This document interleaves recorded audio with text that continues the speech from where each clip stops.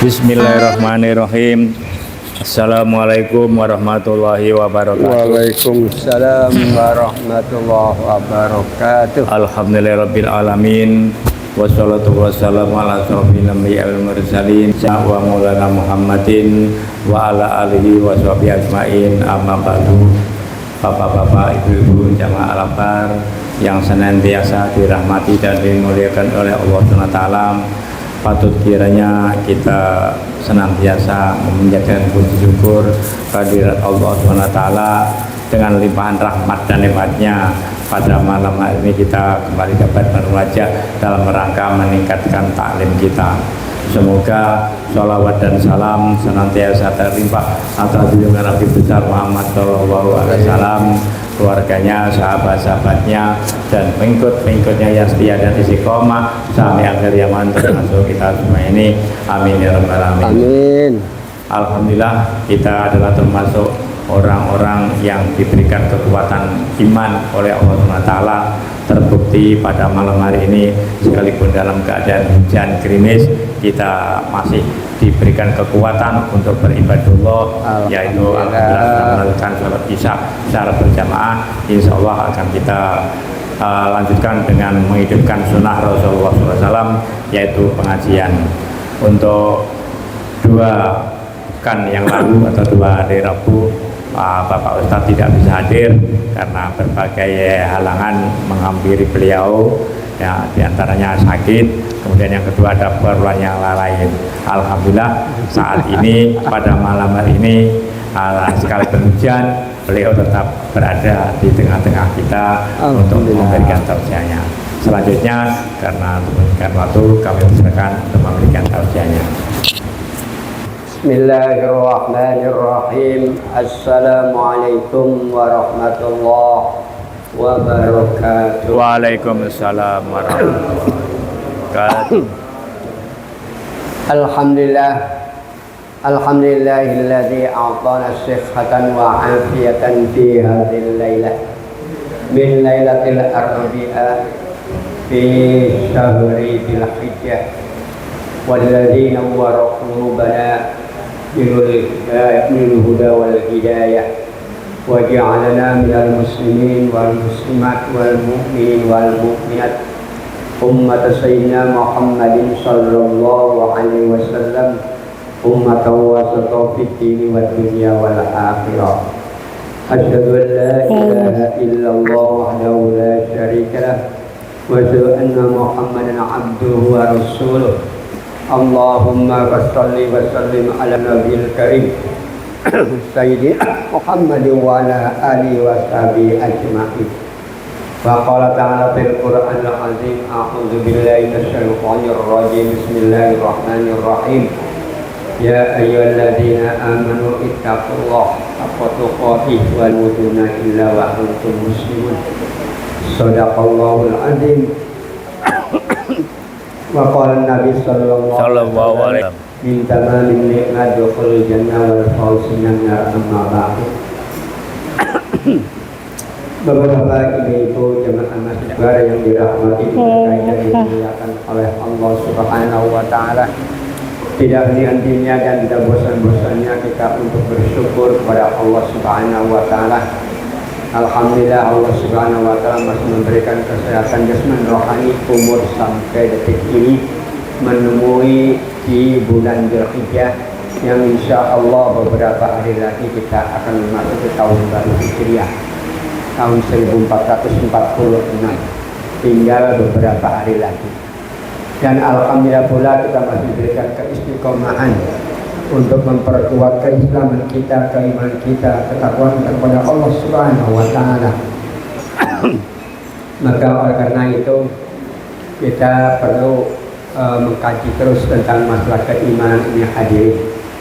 Karena salawat dan salam tidak pula kita sampai kepada baginda yang besar Muhammad sallallahu alaihi wasallam, kepada keluarganya, sahabat-sahabatnya, pengikutnya, termasuk kita yang istiqomah sampai akhir zaman. Amin. Allahumma amin. Bapak-bapak, ibu-ibu, hadirin yang berbahagia. Itu kopi dah. Mentera putih jangan. Ini kopi.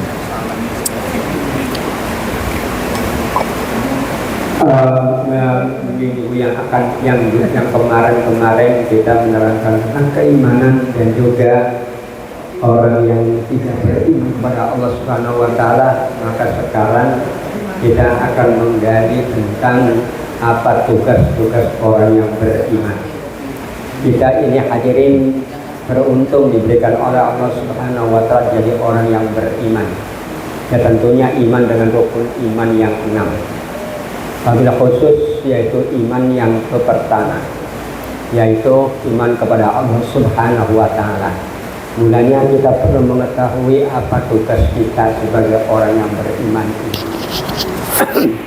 Tugas kita sebagai orang yang beriman itu cukup banyak hadirin.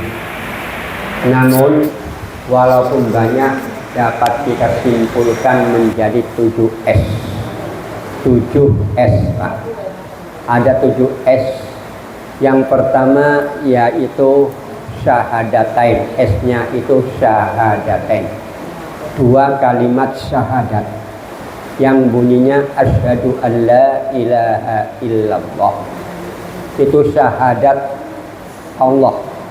Dan juga wa asyhadu anna Muhammadar Rasulullah adalah syahadatul Rasul.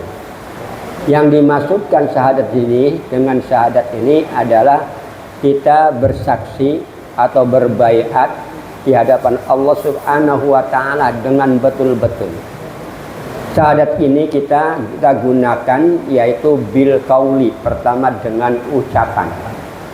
Dan ucapan ini hadirin diwujudkan dengan perbuatan. Dan dengan perbuatan ini sendiri kita ikrarkan di dalam hati kita. Dan adanya di mana yang namanya syahadatain kita terhadap Allah dan juga terhadap Rasulullah, yaitu adanya ketika kita waktu sholat hadirin. Mulanya kita pada waktu sholat jangan sembarangan, pahami fikih sunnahnya, bahwa yang namanya 2 kalimat syahadat yang kita baca pada waktu tahiyat awal maupun tahiyat akhir ini hadirin, kita harus memperhatikan. Karena apa? Karena saksi kita itu harus betul-betul dengan bahwa tidak ada Tuhan di dunia ini kecuali Allah Subhanahu wa taala. Karena mengucapkan asyhadu alla ilaha illallah.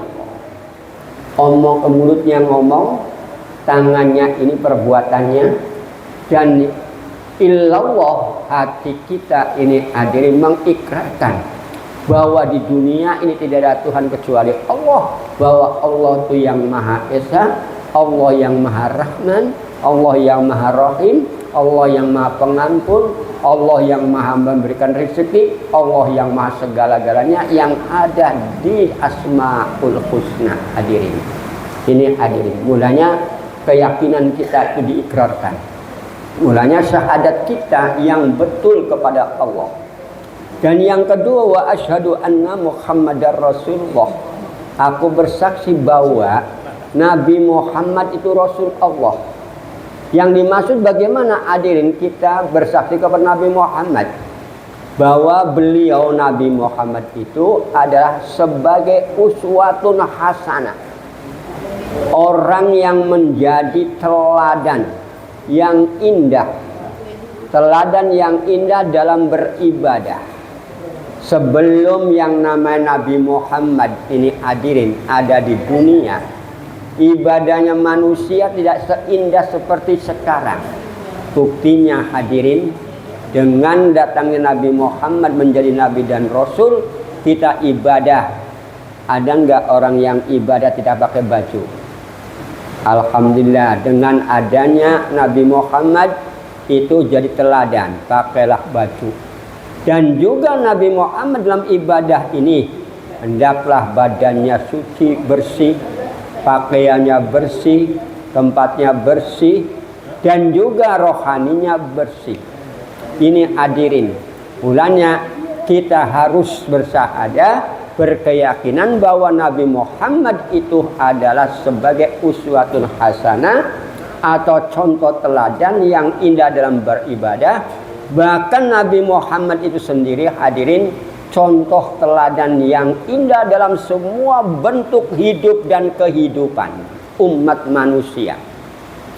Buktinya hadirin, dengan adanya Nabi Muhammad hidupnya manusia, alhamdulillah kunu ibadallah ikhwana. Jadilah semua hamba Allah itu saudara. Tidak boleh cekcok dan juga harus kenal mengenal, bersilaturahim dan juga tolong menolong. Ini keindahan yang diajarkan oleh Nabi Muhammad SAW. Juga Nabi Muhammad juga ini hadirin sebagai rahmat, atau bisa mempelajarin terpeliharanya alam semesta ini dengan rahmat lil alamin. Dengan adanya Nabi Muhammad ini hadirin diadakan oleh Al-Quran, inna arsalna wa ma arsalnaka illa rahmatan lil alamin. Tidaklah kami mengutus kamu Muhammad kecuali menjadi rahmatan lil alamin. Dengan rahmatan lil alamin hadirin, kalau tidak ada Nabi Muhammad dunia ini, mulanya laulaka ya Muhammad, andaikan di dunia ini tidak ada kamu Muhammad, maka dunia ini tidak semesra seindah begini hadirin. Ini hadirin, dari mulai Nabi Muhammad lahir sampai beliau berjuang, sampai beliau inna lillahi wa inna ilaihi rajiun, itu hadirin masih ada di dunia ini untuk diteladaninya. Nabi Muhammad dengan siapapun kenal, Nabi Muhammad sopan santun dan dermawan. Beliau juga selalu bersilaturahim dengan yang namanya sahabat-sahabatnya ini, antara lain hadirin. Maka kalau dengan ada demikian, dengan ada Nabi Muhammad, dengan terpeliharanya alam semesta ini, orang tersebut akan selamat daripada ajaran-ajaran yang menyesatkan. Dan selalu kalau untuk mengajarkan yang namanya selamat dari ajaran yang menyesatkan itu hadirin, maka kita hendaklah perlu mempelajari fikih sunnah. Fikih ini adalah ilmu peraturannya, sunnatul rasul itu perbuatan Nabi Muhammad, mulanya fikih sunnah. Yang namanya fikih yang berdasarkan dengan hadis Rasulullah SAW. Contoh hadirin, sallu kama ra'aitumuni usolli. Salatlah kamu sebagaimana aku salat. Nah, apakah kita tahu bahwa gerakan Nabi Muhammad salat hadirin? Ya, adanya di dalam hadis itu. Mulanya Nabi Muhammad sampai bagaimana bacaannya salat, itu dasarnya dengan setelah diturunkannya Al-Quran hadirin. Contoh, pada waktu membaca subhana rabbiyal azimi wa bihamdi, kan fasabbih bihamdi ada dalam Al-Qur'an ya kan Pak.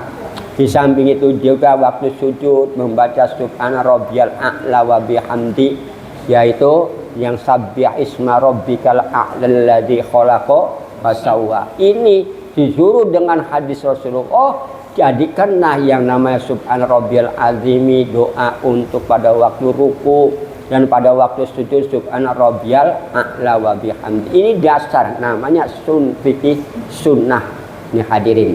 Dan harus mengerti tentang hukum atau peraturan.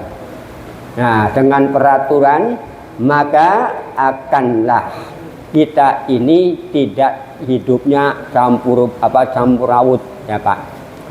Nabi dengan adanya peraturan-peraturan yang diberikan oleh Allah dan juga dengan Nabi Muhammad, alhamdulillah peraturan dalam ibadah, dalam bermuamalah, dalam bermasyarakat ini hadirin menjadi teratur. Di samping itu juga kita harus mengerti ilmu tauhid. Ilmu tauhid dengan la ilaha illallah ini hadirin, maka kita hatinya tidak boleh goyah. Jangan kita ibadah hanya kepada Allah sementara pikirannya tujuannya yang lain. Ini namanya tidak, yang namanya ketauhidannya tidak ada hadirin. Maka harus hati nurani jasmani rohani adalah lillahi ta'ala. Mulanya niat itu tadi hendaklah diucapkan dengan perbuatan sama dengan keimanan itu sendiri. diucapkan dengan mulut ini hadirin, dan juga dengan perbuatan, baru dinyatakan dengan diikrarkan dengan hati. Dan juga harus ngerti juga dengan ilmu fikih. Nah, sunnah, untuk mengetahui sunnah fikih sunnah ataupun fikih ini kita harus dipahami deh hadirin, supaya jangan tersesat dari ajaran yang menyesatkan hadirin. Maka ilmu fikih ya hadirin dan fikih sunnah harus dipahami dan diamalkan. Insya Allah hadirin tidak ada. Karena zaman sekarang manusia itu gampang-gampang ini haram, ini nggak boleh. Waduh, ya Allah ya Rabbi, betul apa betul Pak? Zaman sekarang padahal ada peraturan hadirin. Contoh yang mudah nih, kullu muskirin haram, setiap sesuatu yang memabukkan itu haram. Nah, kalau yang namanya sesuatu yang bau, pasti itu namanya makruh hadirin. Contoh kayak jengkol, merokok kan kayak paling makruh. Kenapa ada yang mengatakan rokok itu haram? Ini hadirin, permasalahannya dari mana? Nah, hanya ada nggak kira-kiranya orang yang merokok itu mabok, kecuali yang ganja dan sebagainya hadirin. Ini ya bukan karena membela saya Pak ya, karena ketepatan saya juga merokok setengah abad Pak. Merokok setengah abad belum pernah mabok Pak saya. Ini antara lain, bahkan satu hari satu gepok saya. Ini antara lain hadirin. Jadi apalagi kalau teman-teman begitu juga, semua rata-ratanya begitu hadirin. Ini dan juga untuk yang namanya demikian hadirin perlu dipahami betul apa manfaatnya, apa madaratnya. Dan juga kalau sudah mengerti manfaat dan madaratnya ya diamalkan. Kalau madaratnya banyak jangan diamalkan. Itu antara ini. Dan yang kedua hadirin, tugasnya manusia yang beriman adalah S2, sholat. Sholat, S-nya ini Pak, sholat. Bahasa Arab semua soalnya. Pertama S-nya syahadat. Yang kedua S2 adalah sholat. Nah, dengan mendirikan sholat, tentunya mendirikan sholat ini yang khusyuk. Bagaimana untuk mendirikan sholat yang khusyuk? Maka jasmani dan rohani hendaklah bersih hadirin. Jasmaninya, baik itu badannya kita bersih dan suci dari hadas besar maupun hadas kecil. Pakaiannya kita juga harus jauh dari najis, mughalladah, mukhaffafa atau mutawasithah. Dan tempatnya juga harus bersih. Nah, badannya harus bersih dari mempunyai hadas besar, barangkali habis hubungan suami istri. Ini tuh mimpi basahan, maka harus mandi. Kalau memang hanya buang besar atau kecil harus itu, maka cukup yang dicuci dan juga istinja dan juga baru wudu. Itu antara lain. Nah, begitu juga rohaninya, lahiriah, batiniyah kita juga harus suci. Mulanya dengan usolli atau nawaitu usolli fardul isya arba'a raka'atin mustaqbilal kiblati ma'muman lillahi ta'ala. Maka hati itu harus fokuskan kepada Allah subhanahu wa ta'ala. Dan juga dalam sholat ini karena mengandung 3 hadirin. Ada Islamnya, ada imannya, ada ihsannya. Imannya yaitu kita menyatakan bahwa lillahi ta'ala, hanya kepada Allah. Bahwa percaya Allah itu selalu di depan kita. Ainama tuwallu fasamma wajhullah. Di mana kita berpaling menghadap itu Allah subhanahu wa ta'ala ada besaran kita. Dan juga kita harus yakin innallaha ma'al ladzina taqaw wal ladzina hum muhsinun. Sesungguhnya Allah selalu bersama dan orang yang takwa. Innallaha ma'ana. Sesungguhnya Allah besertaan kita. Itu harus yakin hadirin. Nah, kalau dengan mengerjakan sholat dengan khusyuk, maka apa kira-kira keuntungannya? Orang yang sholat yang khusyuk akan selamatlah manusia dari perbuatan yang keji. Perbuatan yang keji, perbuatan yang mungkar.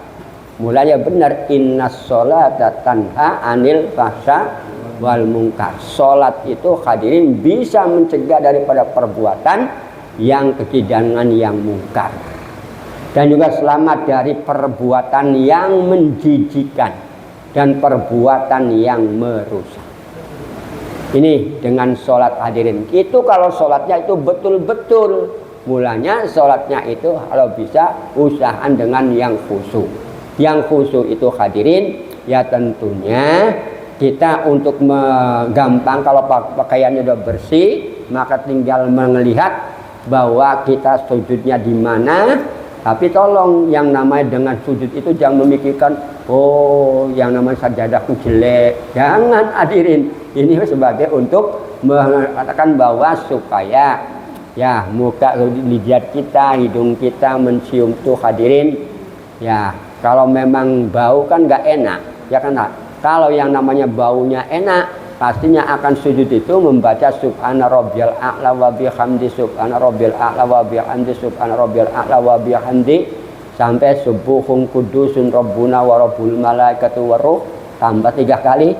Nah kalau sujud terakhir ditambah Allahumma rzuqni taubatan nasuha qoblal maut, Allahumma rzuqni taubatan nasuha qoblal maut, Allahumma inna nas'aluka husnal khotimah. Lalu juga ya muqallibal qulub sabbit qalbi ala dinik wa ala ta'atik. Allahu akbar tahiyat. Ini hadirin. Dan pada waktu tahiyat di sini penting tadi dengan syahadatain itu hadirin. Pada waktu asyhadu alla ilaha illallah itu hadirin. Enggak usah digoyang-goyang begini-gini, Bu. Ya, Bu ya. Oh, katanya Gusti Allah boleh. Enggak, Pak. Begini, ya. Ini ada yang begini-begini.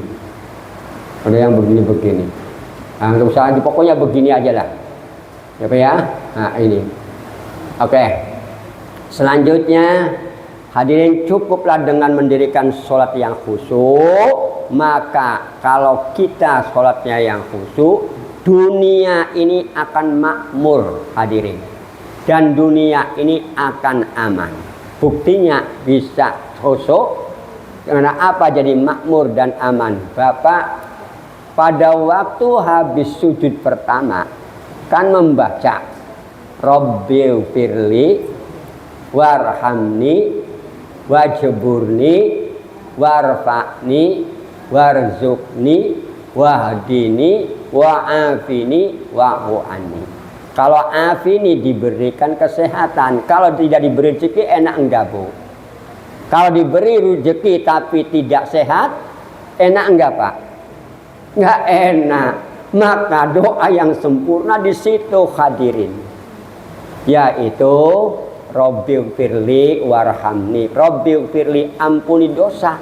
Mulanya kalau orang yang sudah mengerjakan sholat hadirin pasti dosanya diampuni. Kita harus yakin. Warhamni, dan diberi kasih sayang.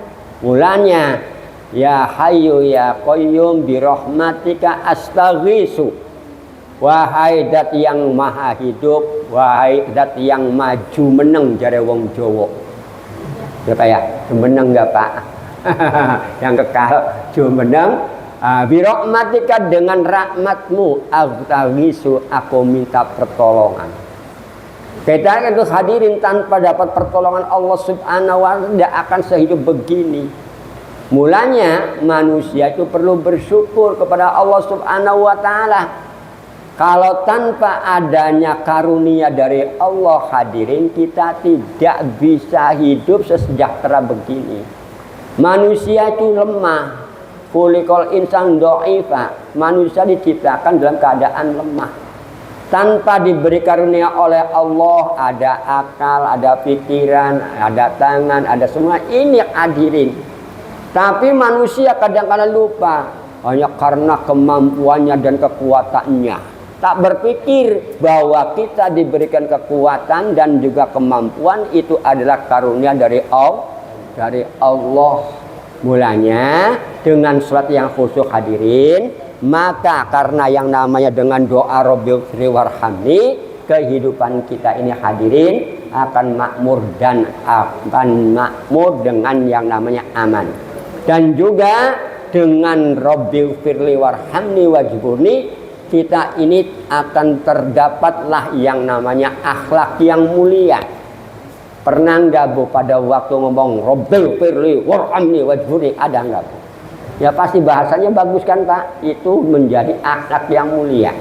Dan pernahkah Bapak membaca Subhana Rabbiyal A'la wa bihamdi, Subhana Rabbiyal ada begitu? Ya kan Pak? Bahasanya bahasa halus itu akhlak yang mulia.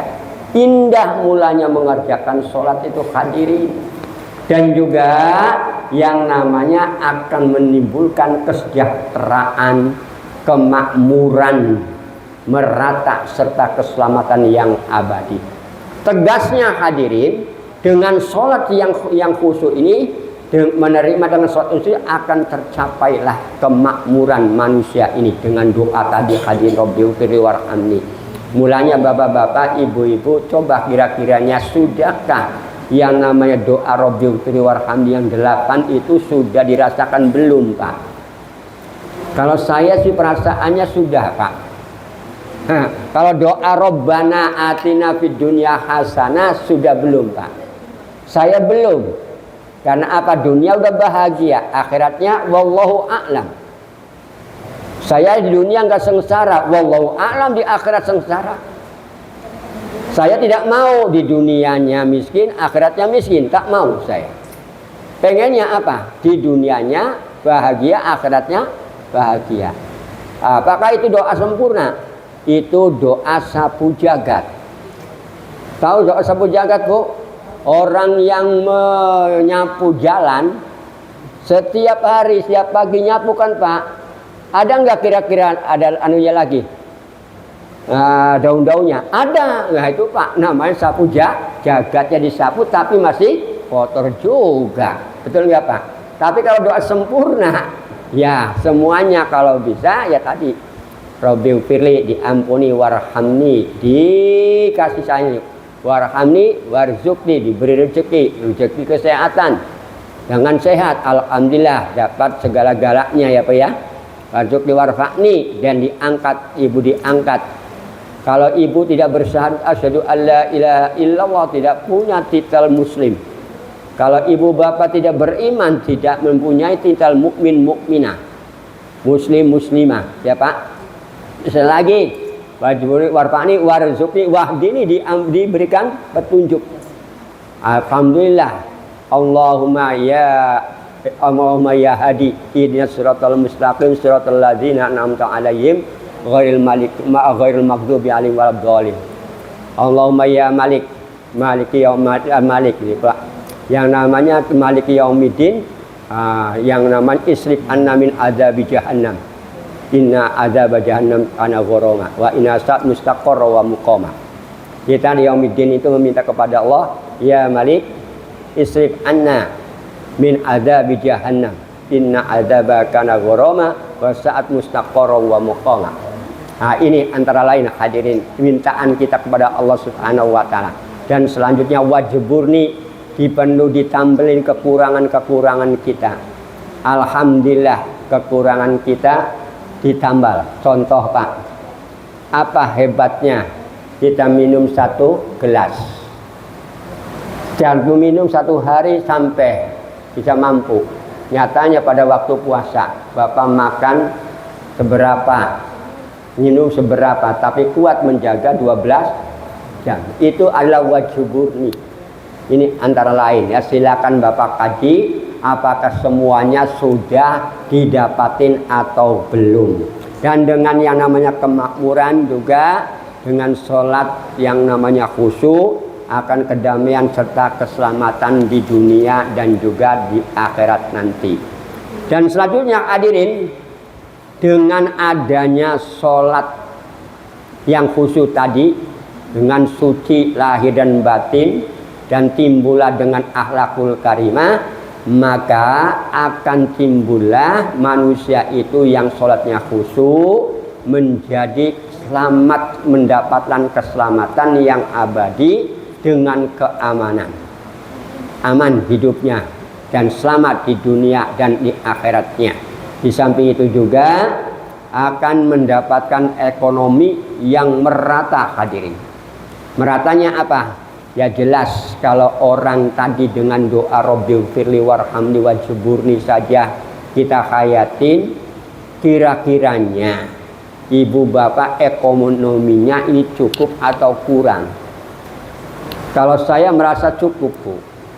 Bukan merasa kurang. Kenapa? Makannya cuma 1 sendok. Mulanya saya selalu ngomong dengan bapak-bapak, ibu-ibu, apa yang dikejar? Kan cuma-cuma, uangnya banyak, kalau hidupnya tak tenang. Betul nggak Pak? Uangnya banyak, tapi sakit-sakitan. Kan udah saya ngomongkan, ada orang yang gundul dari kecil sampai tua, protes. Ada orang yang buta, protes. Ada orang yang budek, protes. Tahu tidak makan bagaimana kira-kiranya? Enak mana dengan orang yang sehat? Orang yang diberi uang banyak, tapi kamu pincang, tapi kamu buta. Mau pilih butanya atau duitnya? Gitu.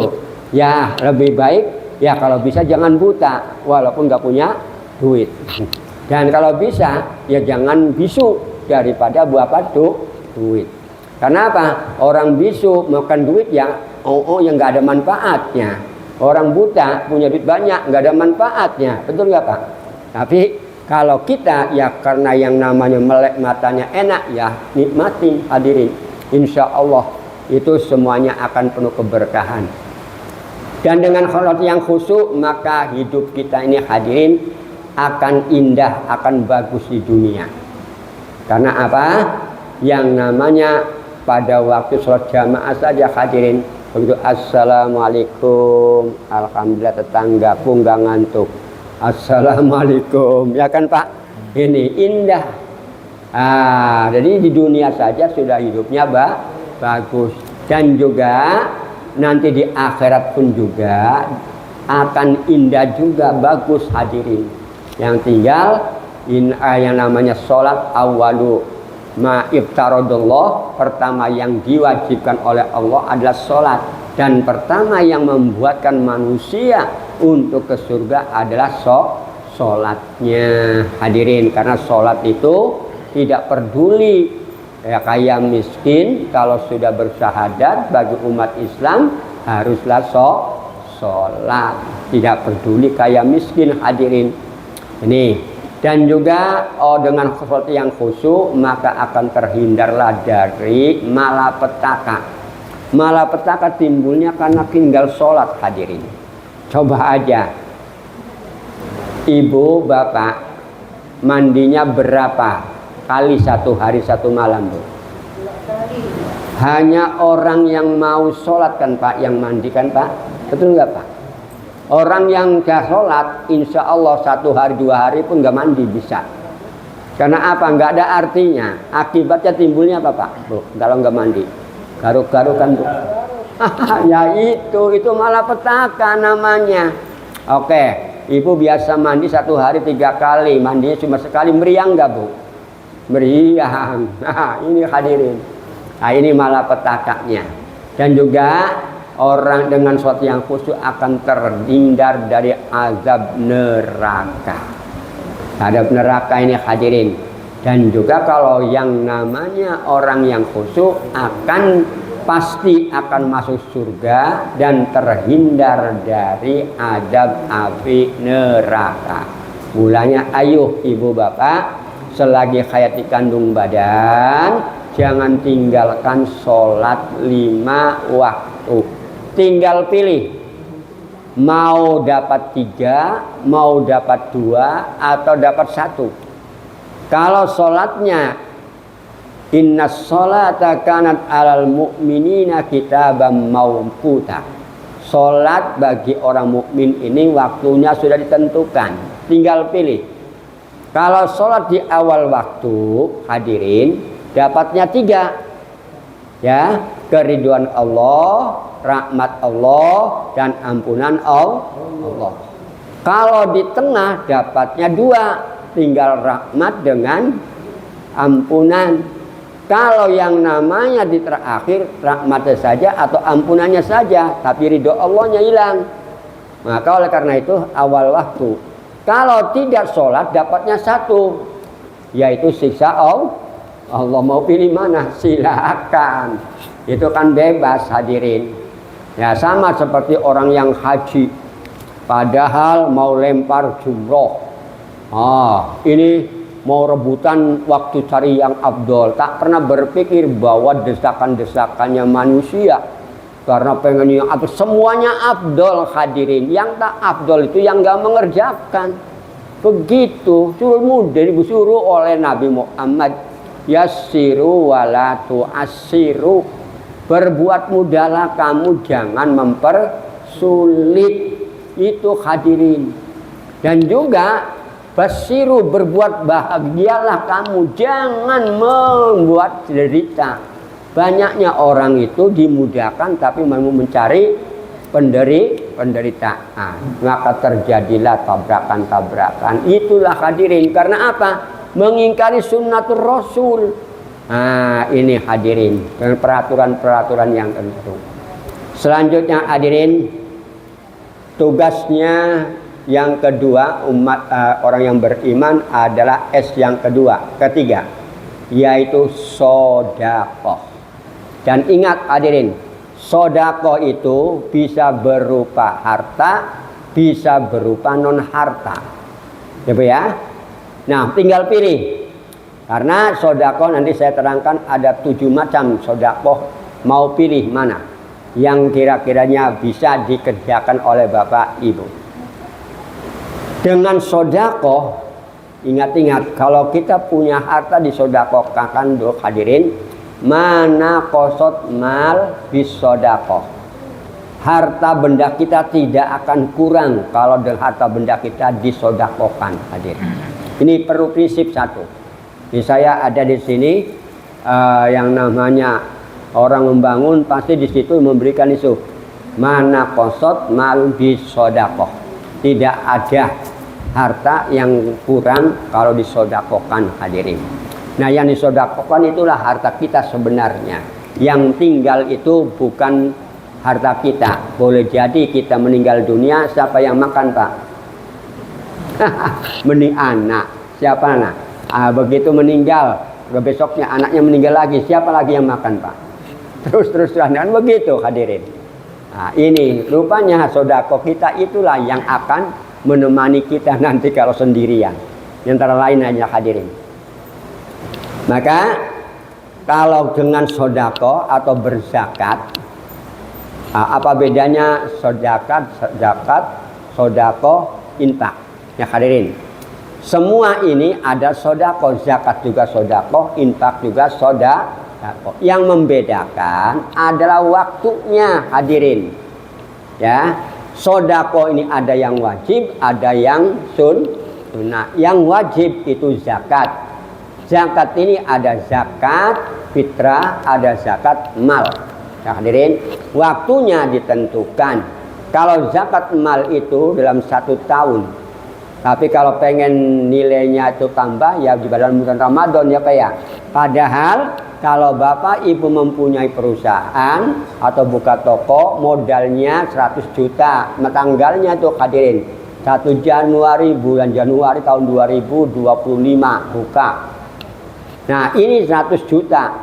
Nah, nanti tanggal 1 bulan Januari lagi tahun 2026 hitung. Nah, kalau memang sudah melebihi 1 nisab, maka harus dizakatin. Gitu loh hadirin. Itu namanya zakat mal 1 tahun. Diputarkan lagi duit itu, lebih banyak lagi dapatnya, zakat lagi itu. Nah, ini zakat mal. Nah, kalau zakat fitrah itu adalah bagi orang yang puasa. Nah, bagi orang yang nggak puasa, zakatnya nggak ada zakatnya hadirin. Zakatin apanya? Zakat fitrah kan untuk membersihkan diri. Nah, dirinya sudah puasa, nggak mau puasa, nggak mau sholat, ngapain zakat? Ya hadirin. Nah itu. Nah kalau sedekah, kapan saja waktunya. Ada kelebihan silahkan. Nah sedangkan infak, nah kalau kita dapat rezeki apa harian, mingguan atau bulanan, dapat alhamdulillah, keluarkan 2,5%. Kalau dapat 1 juta 25.000, kan begitu. dapat 2 juta 50.000, dapat 10 juta kan 0 ditambah, kan begitu Pak. Oke. Itu antara lain infak, mulanya anfiqu fi sabilillah wala tulqu bi aidikum ila tahlukah.